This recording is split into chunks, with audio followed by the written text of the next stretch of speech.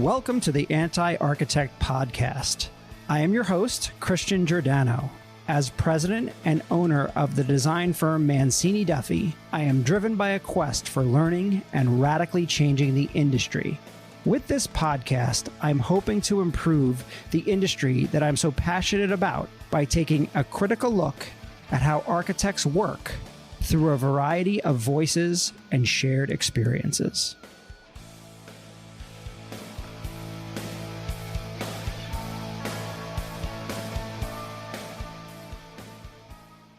Hello, Anti-Architect Podcast listeners. I'm excited to have Sarah Dirsa here in the studio as my guest on the Anti-Architect Podcast. Sarah is a principal at KG+D Architects. She joined the firm in 2015, and in 2021, she became the first female principal in the firm's nearly 90-year history. As a principal, Sarah is passionate about finding design solutions that address and improve social issues. She has taken a leadership role in advancing her firm's expertise in next-generation educational facilities, such as Pelham Hutchinson Elementary School and the award-winning Brewster JFK Elementary School. Prior to joining KG+D, she was an associate at HOK, where she co-founded HOK Impact, the firm's corporate social responsibility initiative, and served as the inaugural chair of social responsibility, overseeing social outreach efforts across multiple locations and employees. She also played a pivotal role in the pro bono design team for the William Jefferson Clinton Children's Center in Haiti.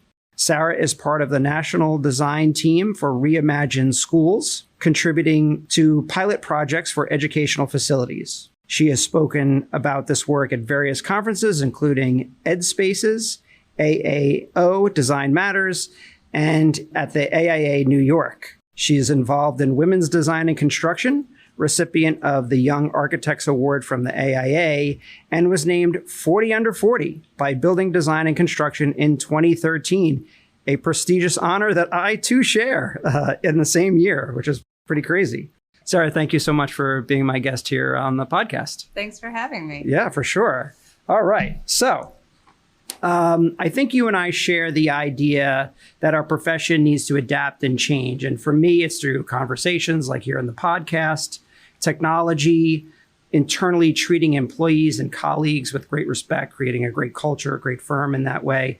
In my research on you, one of your main and one of the main reasons I wanted to have you on was that you have a clear design ideology that design should begin upstream at a policy or mission level and should not operate in a silo. What do you mean by that? Right. So I think that design is kind of the last phase of something, right? We design a space and people use it. But to get to that point, there's so many things that go into the decisions for people to do a project, for why things need to happen.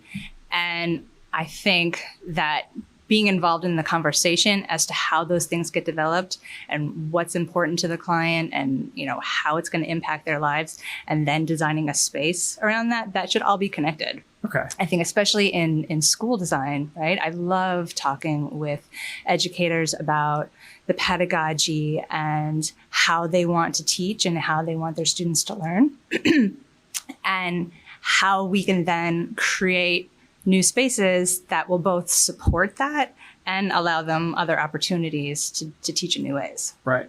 And then what do you mean by the sort of policy level? Right. So that's actually, it's been a latent interest of mine for the past 10 years or so. I was involved in a progressive political leadership institute called New Leaders Council in 2013. And I don't have any interest in getting involved in politics, but I do like the idea of the policy issues. So I've had a challenge, I think, trying to find a way to directly combine policy and design. But I've taken some classes and done reading about things like, for example, I took a class about it's called Big Data for Social Good. Yeah, we're going to get to that for sure. Okay. Right. And it was all about like the American dream, right? And how it's getting harder and harder for people to achieve that. And what are the things that impact it? And, part of it had to do with education and housing. And then part of it had to do with the policies that, shaped where people went to schools and lived. And so I think understanding how the two go hand in hand can really strengthen people's lives and kind of how they're living and developing and what the opportunities that they have. Yeah. And so it's funny because that kind of leads me to my next question is that if we're being truly honest, and I think it's kind of unfortunately true, but is design predominantly influenced by rich people? Like if you have money, does that mean you sort of control good design? It's interesting. I mean, I think I believe that everybody deserves good design, capital E architecture, right? Yeah. But I think it's harder to get access to that, right? Yeah. If you don't have that money. So I think there are so many different groups and initiatives and people who are reaching out. I think one of the things that we were trying to do with HOK Impact was to bring capital A architecture to anybody. Yeah. And it's not necessarily full-scale buildings, right? It can be any kind of intervention. It could be a space, or it could be, furniture, or just something really well thought through that is meeting their needs and giving them something to be proud of. Yeah, and I think on the policy side, that's kind of where I was thinking is there's obviously there's a government side of architecture, right, that will build absolutely extraordinary, beautiful buildings, right? The African Museum on the new one by David Adjaye, right? I mean, these extraordinary buildings, they clearly spent a lot of money on them, right? But those are always let's call them the monument buildings, right?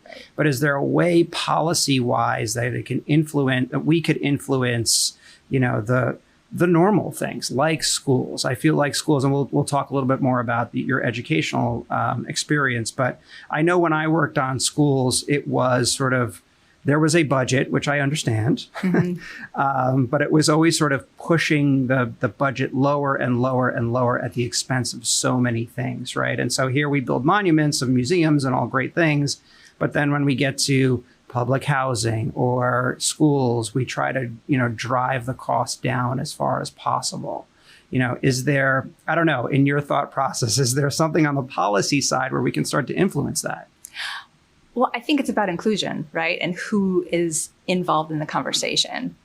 And you can do great design on any kind of a budget, right? It's just about being creative and thinking of all, you think about Rural Studio, right? Where they're using windshields to make chapels and hay bales and things like that. So you can be creative. Absolutely. I think it's really just about the listening part of it, right? The who is this meant to serve? And are they at the table? Do they have a voice?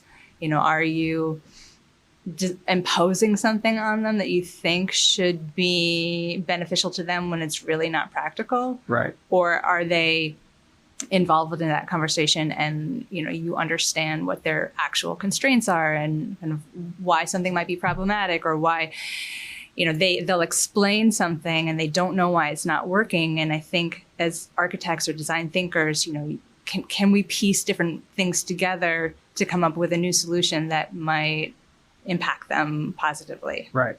Yeah, no, absolutely. So if you had to pick one thing, what annoys you about your fellow architects? One thing. There can be multiple things. I'm all for it. I think architects we're know-it-alls, right?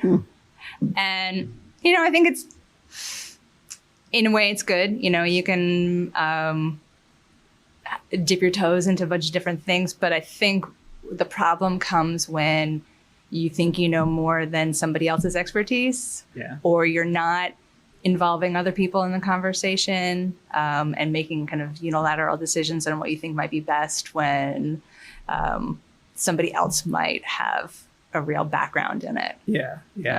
I get it. And you can see that it's probably less and less these days, but you can see that in sort of the old school, like master architects, right? And referencing public housing, I think of the Corbu stuff and the Mies stuff that they did and these ideas around housing. And it's a disaster, right? It's horrible. It's terrible for people.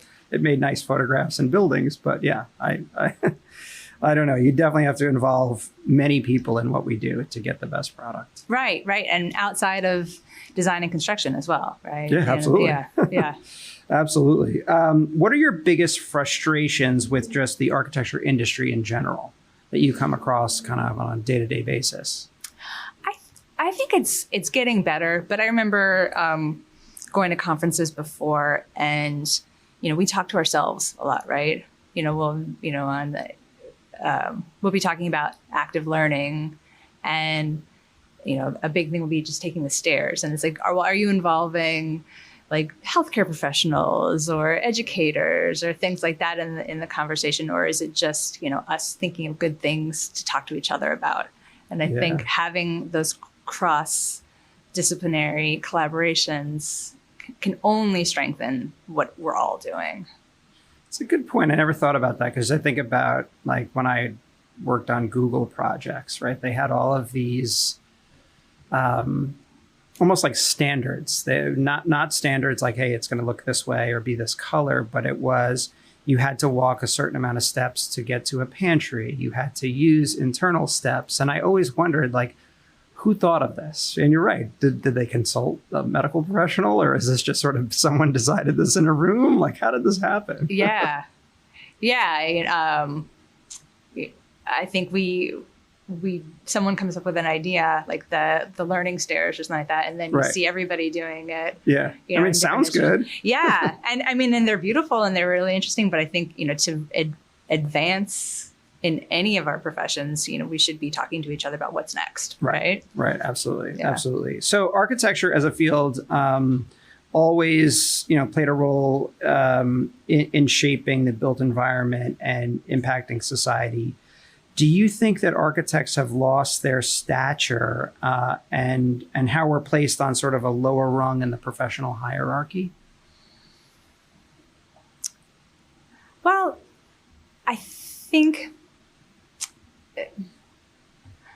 I'm not sure if people necessarily understand all the things that architects can bring to a project. And I know that there's some, mayor initiatives and things, that bring architects into the conversation too. But what I think that architects do well and that people should really could benefit from is the design thinking aspect of it and asking questions. And I think, architects are problem solvers, but I think in a large part, we're also problem finders. Right. And thinking about things that people maybe haven't thought about in their day-to-day operations and kind of questioning those things. And through that questioning, allowing projects to evolve and change and, be something that they might not have been before. Yeah. So I don't think that answers your question directly about where we fit into the rung of things, but you brought up design thinking. I think that's actually a good thing to define because it comes up a lot. What's your sort of definition of design thinking? I think design thinking is largely problem solving, right? Mm-hmm. And there's convergent and divergent aspects of it. Some where you're just throwing out ideas and kind of defining different problems and pulling disparate things together and linking them, and then trying to come to the essence of what you're solving and shedding some of those ideas and getting to the heart of what's going to be the actual solution that makes the most sense for that project. Yeah, and I see that thrown around. I guess it's funny because we do that, right? Like automatically, that's what we do as designers, architects, even engineers. We sort of think that way. But I see it thrown around a lot in school, like in my kids' school. Design thinking. I do wonder if they really have it figured out or what exactly they're teaching. But listen, it's a step in that direction, which is great. Right, and it. If nothing else, if it's not, exactly design thinking, it's, maybe opening their eyes to different ways of doing things. Absolutely. So our architecture, architecture schools, I think, are amazing, right? They teach a lot more on the design side, maybe even from the technical side. What do you see? Do you think they lack in terms of the business training?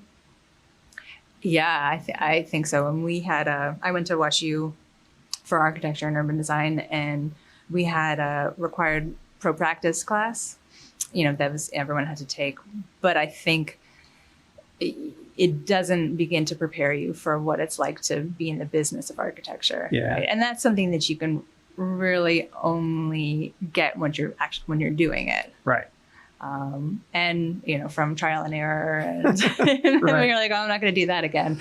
But Right. Yeah, I have mixed feelings because some days I wonder, should architects be taking some sort of just even basic finance and accounting just to understand kind of how that is, or because we ultimately take a designer that seems to be more on the project management side and put them in project management, and then we're like, well, how come your billing isn't done? How come this isn't done? How come you haven't figured out a cost to complete? And those are all learned steps along the way, and nobody teaches you that. And I wonder, does it really matter? Are you going to still have to learn that on the job anyway, or should we be teaching that in architecture schools? Well, I think it's a lot easier to see it in a real world situation, right, than instead of a hypothetical. Yeah. I think you need to have the introduction to these are the types of things that you will be doing, and it's great if you're in a project or in a firm where you can shadow somebody or there's that mentorship, and so you don't have to make the mistakes along the way and you can see somebody do it. But I think equally important in architecture school are the soft skills, like presenting and a real focus on graphic design, because I think we see it a lot copying other people's presentations and stuff, but actual focus on how to present and how to talk about your projects, because you'll do it and then get eviscerated in a review. And it'd be nice to maybe be prepared ahead of time. Yeah, I never thought about that. What we do, we hold here, we have these monthly gatherings here, and it's, we do announcements and sometimes play games and have a lot of fun. But I will call people up randomly to present, and never has anyone ever said like, oh, I don't like presenting in front of a crowd, right? Like you never see that from an architecture student. I guess you just learn that from day one. Like there's no crowd phobia kind of thing. Yeah, but it's a learned skill, right? Of how to do it well.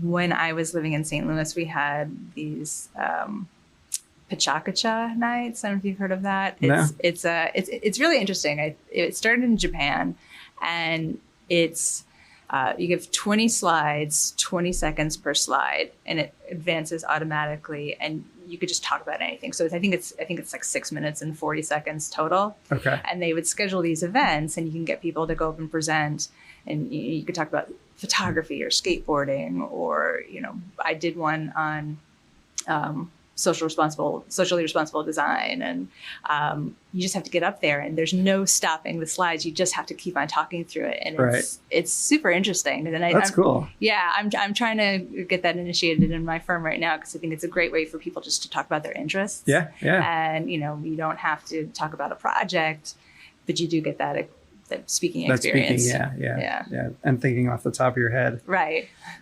In the introduction, I mentioned that you were the first female principal in KG+D's 90-year history. Congratulations. Have you faced any challenges because of your gender in terms of your career growth over the years? I think I've been fortunate in that I haven't faced too many. And when I have, I've been able to pivot and do something else. So I was in an office that was a little bit of a boys' club before. And,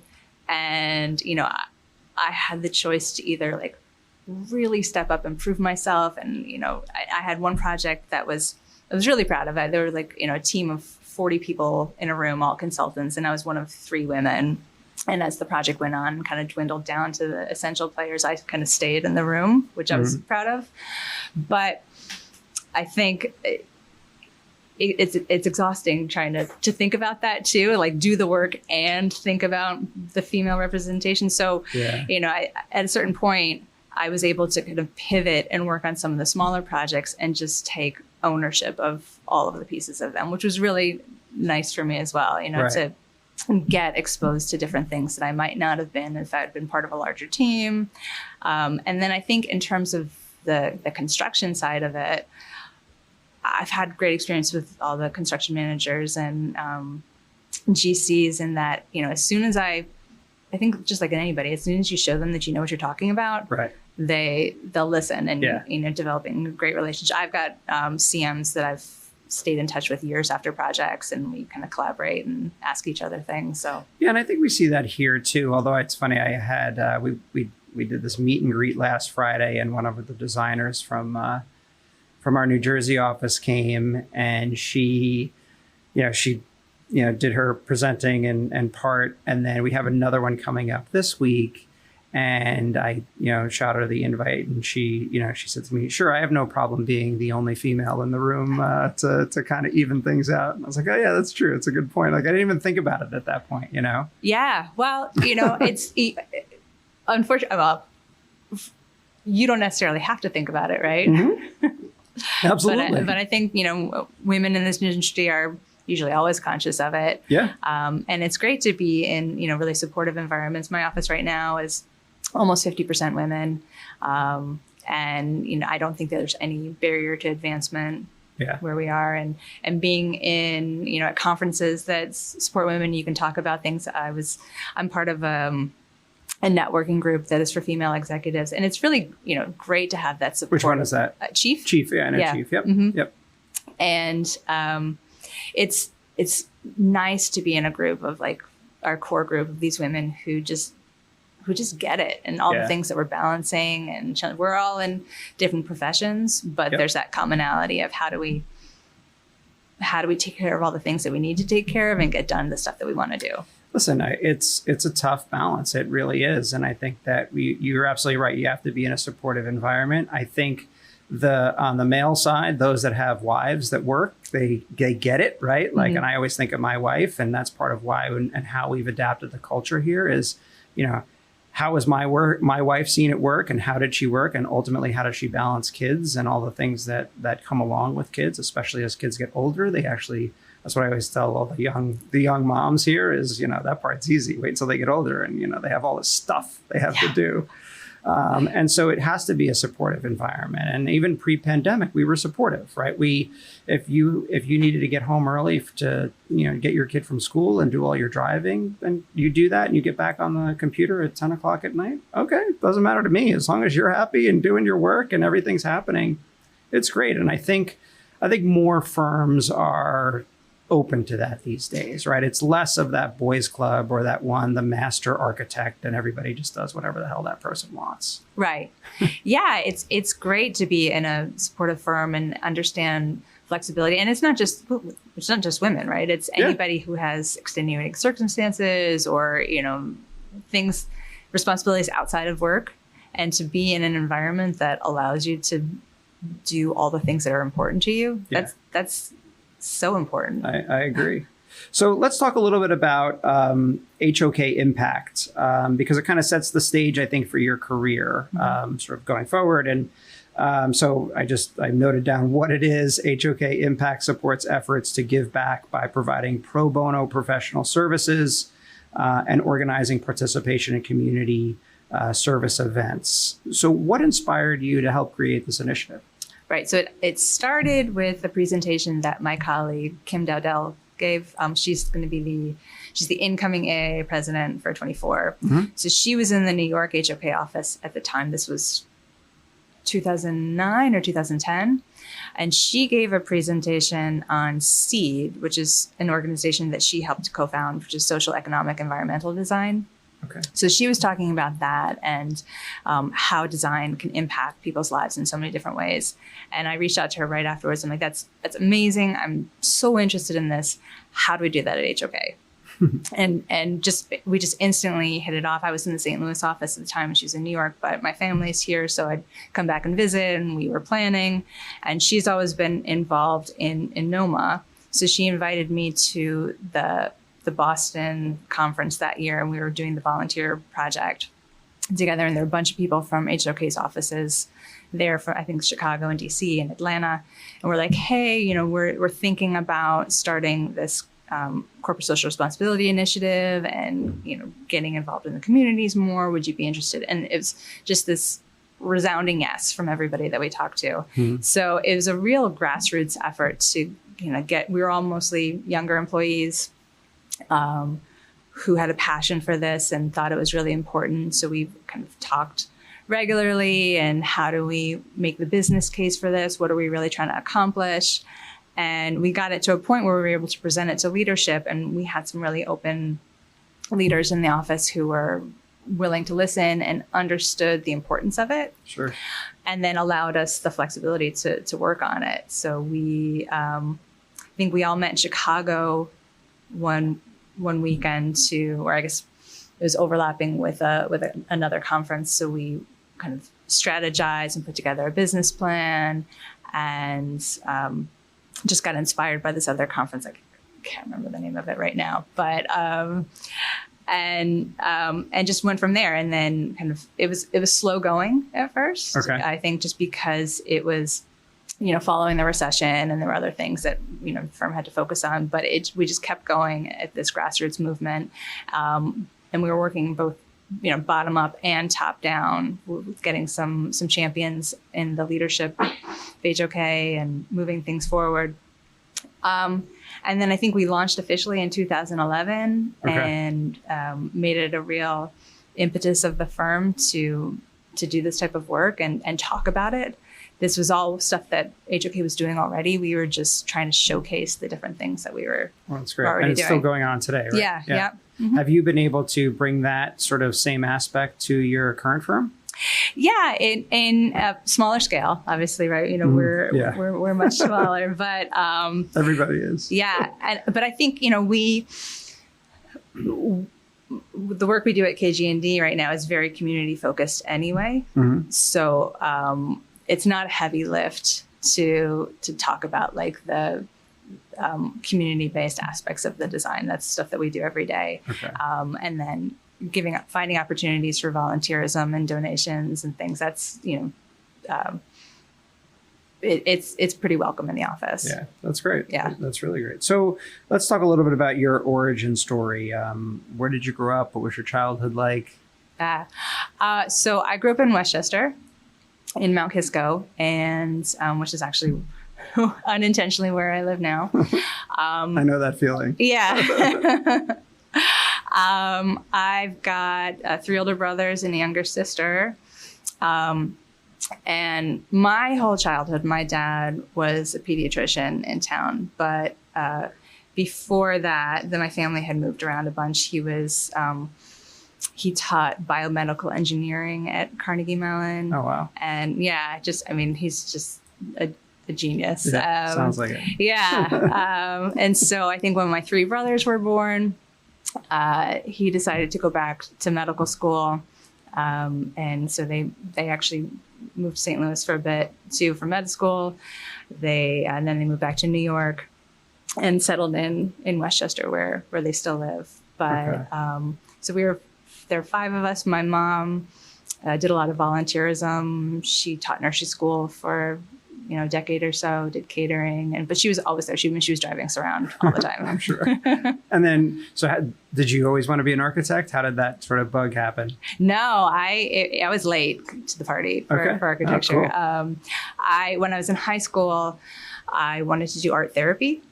Oh. So there was somebody I went to a pretty progressive high school, and we had all these different things, and they had a career day, and someone came in and talked about it. I'm like, oh, that's really interesting, helping people through art. So, and my dad had always talked about the importance of having a career. So in my head at the time, I'm like, well, doctor or lawyer, and I don't want to be a lawyer. So, I was going to do psychiatry. Okay. When I went to college, though, all of the studio art classes conflicted with the labs. So I dropped the art, and I was pre-med, but I was an English major, which should have been a signal to me that I did not want to do science if I didn't want to major in it. Right. So I was kind of getting through other classes. I loved organic chemistry, but some of the other stuff, it was just a struggle to get through. Okay. And I was studying for my MCATs after my junior year. It's like, I hate this. I do not want to relearn all of this stuff. And then I was like, well, then I'm an English major. What am I going to do with that? And I'm like, I guess I'll teach. So I finished college. I moved to Italy. I taught English in Florence for a year, English language. And I'd always planned to go back to get my PhD to do English literature. And I moved from Florence to London, and I was trying to find a job just for another year or so before I went back to grad school. And England is much stricter about visas and labor laws and stuff than Italy is. So it was harder to find something. So I had a lot of downtime. And it was kind of really before like the big HGTV swing here. They had a lot of design shows there, and they were talking about the psychology of interior design. And I was like, oh, that's so interesting. It's something that I'd always, been interested in, but never considered. And I talked to a friend of the family, and she's like, well, if you're interested in interiors, you should, do architecture, and then you can specialize later. And I was like, oh yeah, it's like that. It makes total sense. And it was just exactly what I wanted to do. And when I started grad school, it all clicked. So I was older. I was 24 when I started grad school. Okay. And I did architecture and urban design. So it took I was like 28 when I graduated. But starting my career a little bit later, but I'm really glad that I had those other experiences. That's an amazing experience. Yeah, absolutely. And the fact that you kind of came to the two almost independently and joined them together, that's pretty fascinating. Yeah. And I think, having a background in writing and stuff has helped me. And I like having that I've lived in different places and kind of seeing different experiences. And, it's been able to help me pull things together for. That's amazing. So was there anyone, any person that was very influential as you sort of started working in the field that kind of you remember as a, someone that, kind of helped you out? Yeah, there are two people who were really instrumental in my development, I think. Lisa Collar at the HOK St. Louis office, she kind of took all of the younger people under her wing and, gave us opportunities. And she was so selfless in doling out responsibilities and tasks. And, if you did a good job at this, you got a bigger step next time. And she really helped in the mentorship and moving people forward and making sure that people got opportunities and making sure that people got credit for the work that they did, which I think didn't always happen. Yeah. So she was really great in allowing me to kind of step into my own and take ownership of pieces of projects and really develop that. And then when I was starting HOK Impact, Marianne Lazarus in our office was super instrumental in that. She started the sustainability group at HOK, 20, 30 years before we did Impact, and kind of went through the exact same steps. And so she was really great in teaching us how to talk about it from a business perspective and kind of align what we were trying to do and how we were talking about it with leadership to get resonance and make sure that we could move things forward. And it wasn't just a passion project for the people who were involved. It really made sense for HOK as an organization. Sure. And so you go to graduate school, you get an architecture degree, and then later you take this Harvard Business School online called Big Data for Social Good. Yeah. So, I would love for you to explain this idea of big data for social good, and more importantly, sort of architecture for social good. How did that experience kind of form what you're doing today? Yeah. So it was a great class, and it was outside of my wheelhouse, but definitely related to what I was interested in. And it looked at things like census data and, tax returns and just kind of all this, data that people at Harvard could easily collect, and used it to study these opportunities for advancement and how, like I said before, how people are able to or not able to achieve the American dream. They had a chart in the beginning of the class. I think that like people born in the 1940s had a 90% chance of doing better than their parents.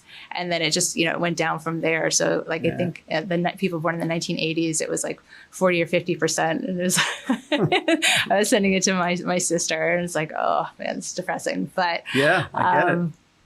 But, using this empirical metric data to develop, to identify trends and look at people's incomes and social mobility and, where they were able to advance and kind of what policies around like housing vouchers or school choice, how that kind of influenced their ability to advance and move out of their situations. I thought that was so interesting, and I was talking to one of the researchers after the fact, and they said they were doing another study about how certain schools could impact people's abilities to do the same thing and advance. And we haven't gotten here yet, but they're saying, we don't know exactly what about the schools it is, but we're tracking this stuff. And I was talking with another architect and said, well, we can figure out what those things are, right? And if you can marry like that kind of practical design, what people are actually experiencing with the data and figure out how they pair together, I think that's so interesting. That's really, I'm impressed to see how they've collected that data too. That's something I definitely want to look into and see. At KG+D, I guess tell us a little bit about the firm itself, but then also specifically, I guess what drew you there ultimately from HOK, and obviously your focus is on educational. So I'd love to talk a little more about that. Right. So KG+D, we're about a 35-person firm right now in Westchester. We're in Mount Kisco. Our primary business is K through 12 education, but we really focus on community buildings and improving where people work, play, learn. So we do a lot of recreation centers. We do lots of boys and girls clubs and YMCAs, and we also do corporate commercial office spaces, municipal buildings, but it's really about the community aspect of it. Right. Which was really important for me. Sure. With my background and what I'm interested in. I became interested in school design, which is something that when I was at HOK, we really didn't do a lot of K-12 work in our office. And working in St. Louis, that seems like something to really look at, right? Because a lot of the city schools in St. Louis are not, at the time, weren't accredited, and it should have been a real, focus. And so I think it's about looking in your own backyard and how to improve your neighborhood. So that really sparked in me that latent interest at the time of getting involved in schools. And how do we kind of shape where people live or shape how they're learning, and provide opportunities to do more and to make school really exciting and, give that student agency and people, kids really be proud of where they go to school. Right. I think that's been a great opportunity for me having come to KG+D. Yeah.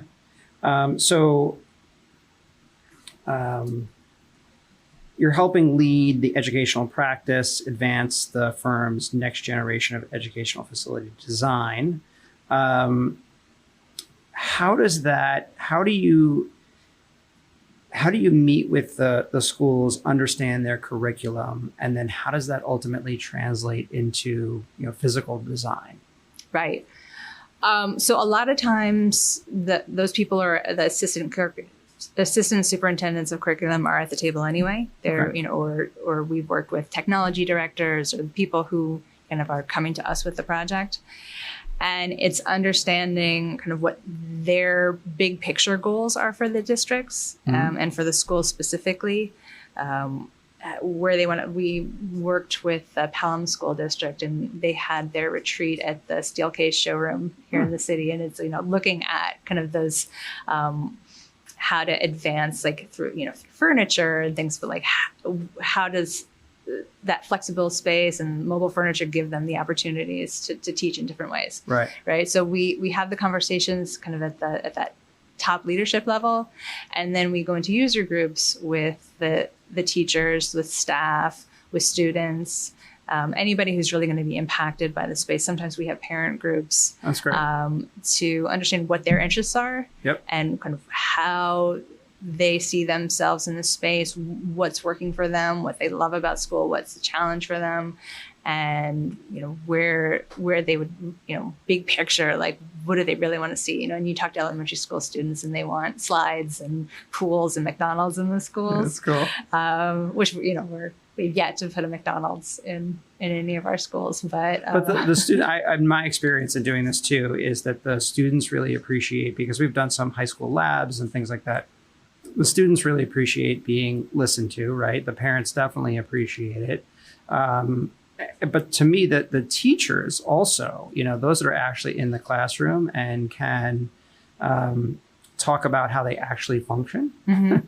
It makes a huge difference than just an administrator kind of saying, or even a superintendent. Yes, the superintendent, everyone at the top needs to kind of guide it from an overall, this is our goal from a curriculum. But the day-to-day user really can help drive some little changes that happen. And funny thing about Steelcase is we specified some mobile chairs that are on these really cool casters that how you put your backpack underneath it, specifically for lab schools. And the feedback I got was, please don't ever specify that again, because these kids they're so good, those chairs, that they just roll all over the place. And it's the most distracting thing ever, which is really funny. They play bumper cars and all sorts of stuff. I could see that. Yeah. But it's interesting too that, looking at like the multimodal learning styles, right? Mm-hmm. Some kids do really well in a four-legged chair at their desk, not moving and focused. And then, I know my son, he needs to move. Mm-hmm. And so having wobble chairs or things where they can turn and twist. Some kids learn better in beanbags in the hallways or in small groups, large groups. So that's a big part of what's really exciting about what we do, is creating those multiple opportunities for learning to give everybody a chance to find their spot. It's just like office design, right? I mean, it's you give a variety of spaces and people work, better or more efficiently in certain different environments. And if you give options, people utilize those options, which is great. Well, having a choice makes you feel so much more empowered. Absolutely, rather than being stuck in one spot. Yeah. I could say, though, the difference with kids, because my older daughter would prefer being, told you don't move and you sit here and you learn like in a very traditional classroom environment. Mm-hmm. And my younger one is the same thing. She has to move. There's no way you could tell her to sit still for more than 30 seconds. Yeah. So you've got to have those options, which is great. Yeah. But it's very different from, back when we were in school, right? You either learned this way or you didn't. Yeah. I remember doing my homework on the couch, and like my dad would, you do homework with your shoes on at a desk, and that's how you do it. And he'd walk through the living room with us on the couch and just feel like, oh. Not that my kids would ever listen to this podcast, but they would laugh at that, because I say, I don't do the shoe thing, but you do your homework at a desk. Like, you should be doing your homework at a desk. I don't know, this sort of laying around stuff. Yeah. Yeah. Also, because I think there's a lot of like goofing off on the phone, which is a problem. So we need to see you. Right. So final question, is there anything we haven't covered that you'd want to tell our listeners?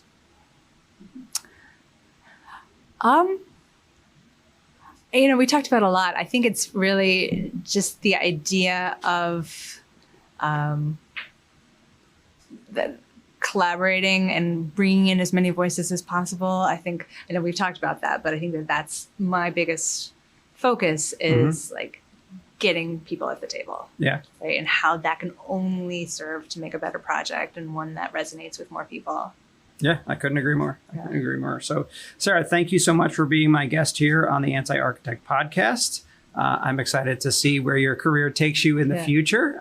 You've only just begun, so it's going to be exciting to watch and listen for. Great. Thanks so much. Yeah. To learn more about Sarah, you can check out her LinkedIn, Sarah Dirsa. And for more information on KG+D, visit their website, KGDarchitects.com, all one word. They do beautiful work. Anything I missed in terms of plugs? No, thank you. Awesome. Well, thanks for coming in. Great. Thanks so much. Yeah.